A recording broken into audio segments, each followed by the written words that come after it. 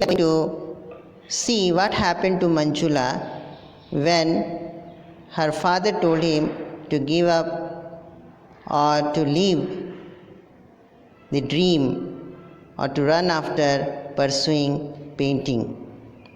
Manju, her mother's voice reached her from far away. Will you give me a hand? Give me a hand means help her. Your papa is going to Mumbai next week. I have to take out his chute from the trunk. So the trunk was kept on the top shelf and she needed her help to bring that trunk down so that she will remove a chute for her husband. Manjula helped her mother take down the steel trunk. Mrs. Parlekar opened it but then shut it again because her main intention was to read the mind of Manjula, who was discouraged by the negative remark of Mr. Parlekar. She turned to Manju decisively, very strongly. Manju, I would like to talk to you.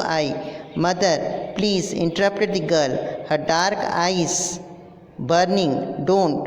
Mrs. Parlekar gripped her daughter firmly by the shoulders and looked her straight in the eye. Her voice firm with determination. She said, don't give in. She was a woman of iron will, and she wanted that Manjula should not give in the idea of painting. There is so much in you that other girls don't have. She encouraged her, telling that she had an extraordinary quality. In spite of her physical deformity, she is able to do something great in her life. Let it come up even if you have to fight. Fight, Manju, fight. So she is motivating Manju to fight for her right. Manju's throat was thick with tears. She turned away from her mother and dashed to her room, flinging herself on the bed, burying her face in the pillow. When at last she sat up, her eyes fell on a newspaper cutting on the table. She tried to hide her pain and sorrow, covering her face with a pillow, and she did not want to show it to others. And at that time she got a newspaper cutting on the table. She was puzzled, she was confused. She picked it up and read. The headline of that newspaper cutting was "Playing Football with Artificial Feet." The bold heading screamed at her, yelled at her, or to shout or cry sharply, because that article touched her heart.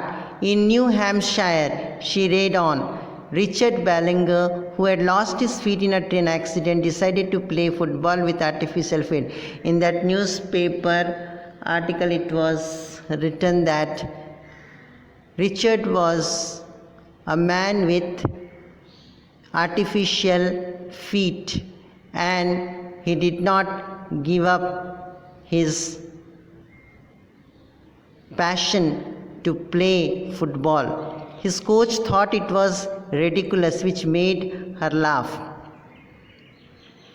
Or his parents did not like it. So Ballinger's parent and coach was against him. They knew that it is impossible to play football with artificial feet. But Ballinger stuck to it.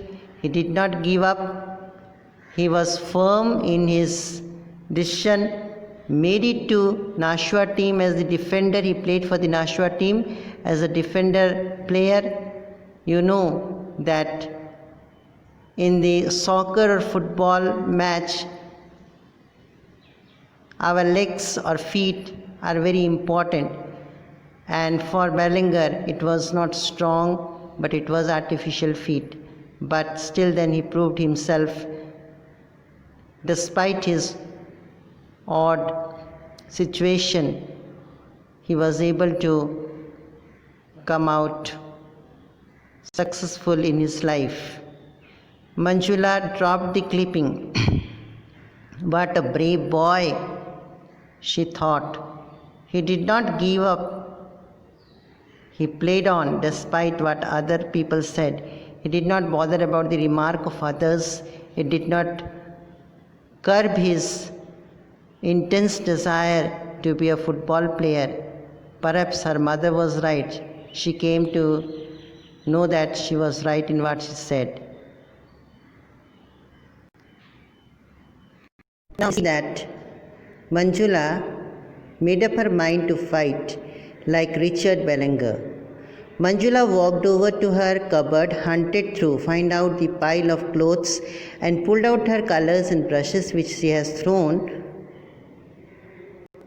after discouraging and negative remark given by her father.